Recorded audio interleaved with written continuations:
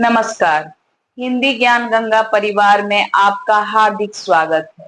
आज हमारा विषय है मानक हिंदी वर्णमाला। आइए इस पर विस्तार से चर्चा करते हैं। पहला जो प्रश्न उठता है कि वर्णमाला किसे कहते हैं। वर्णमाला वर्णों के क्रमबद्ध समूह को कहते हैं। वर्णमाला जो है वर्णों के क्रमबद्ध समूह को कहा जाता है। अगला प्रश्न है कि स्वर वर्णों का मानक स्वरूप कैसा है और इनकी मात्राएं कैसी है। तो इन पर अब हम विस्तार से चर्चा करेंगे और विषय को अच्छे से समझेंगे। वर्णों में स्वर वर्ण जो है वो कुल 11 हैं। कितने हैं? 11। स्वर वर्णों की संख्या 11 है। अब मानक रूप में भी 11 है, तो हमें याद रखना है कि स्वर वर्णों की संख्या 11 है। कौन कौन से स्वर वर्ण हैं?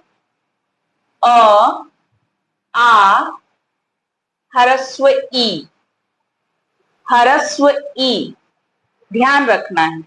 दीर्घ ई, ह्रस्व उ, दीर्घ उ, री, ए, आए, ओ, औ। उच्चारण पर हमें विशेष ध्यान देने की आवश्यकता है। अ, आ, ह्रस्व ई, दीर्घ ई। ये क्या है? ये ह्रस्व ई।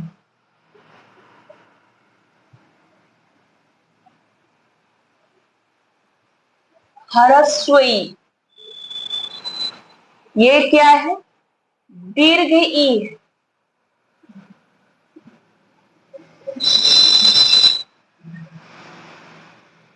दीर्घ ई,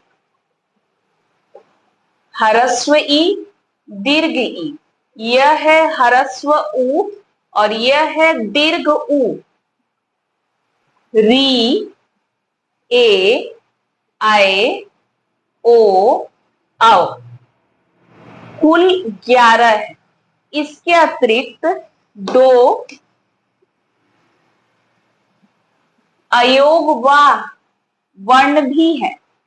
इन्हें सम्मिलित रूप से अयोग वाह कहा जाता है। इनके नाम क्या क्या है? अनुस्वार और विसर्ग।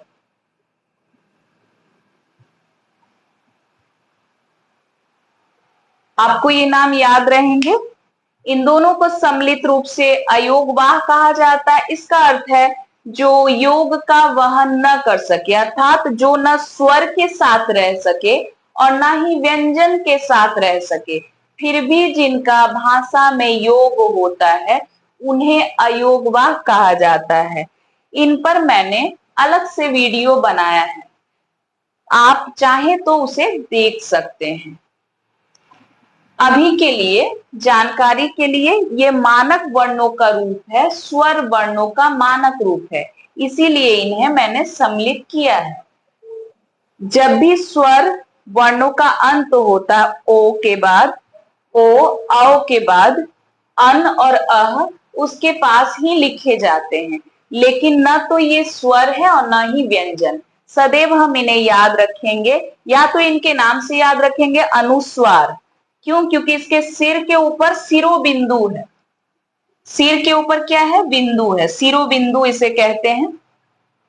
इसका नाम है शिरोबिंदु। ये जो आप बिंदु देख रहे हैं यह है शिरोबिंदु। इसे अन उच्चारित करेंगे, नासिका से ही हवा निकलती है, अन। और यह है अह। अह, इसका उच्चारण ह होता है, ह। ह की तरह इसका उच्चारण होता है। विसर्ग का उच्चारण ह की तरह होता है। यह न की तरह उच्चारित होता है नासिका से। तो ये हो गए स्वर वर्ण और अयोगवाह। इसके बाद हम स्वरों की मात्रा को देख लेते हैं। अ की कोई मात्रा नहीं होती है, इसको याद रखना है कि अ की कोई मात्रा नहीं होती है। आकार की मात्रा, ह्रस्व ई की मात्रा, दीर्घ ई की मात्रा, ह्रस्व उ, दीर्घ उ, दीर्घ उ, री की मात्रा, ए की मात्रा, ए की मात्रा, ए की मात्रा, ए की मात्रा, ओ की मात्रा और औ की मात्रा। तो ये कुल मात्रा है। इसके अलावा अनुस्वार का वर्ण के ऊपर, स्वर के ऊपर ही शिरोबिंदु होता है अनुस्वार, और अह दो बिंदुओं के रूप में तत्सम शब्दों के साथ अक्सर इसका प्रयोग होता है। जैसे प्रातः काल, वहां आप देखेंगे प्रातः काल।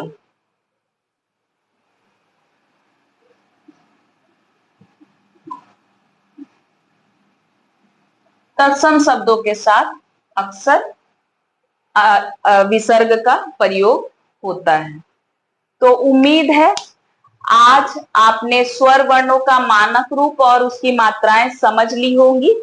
अगली कक्षा में हम व्यंजन के मानक रूप को लेकर आएंगे। उम्मीद है आज की कक्षा आपको पसंद आई होगी। धन्यवाद।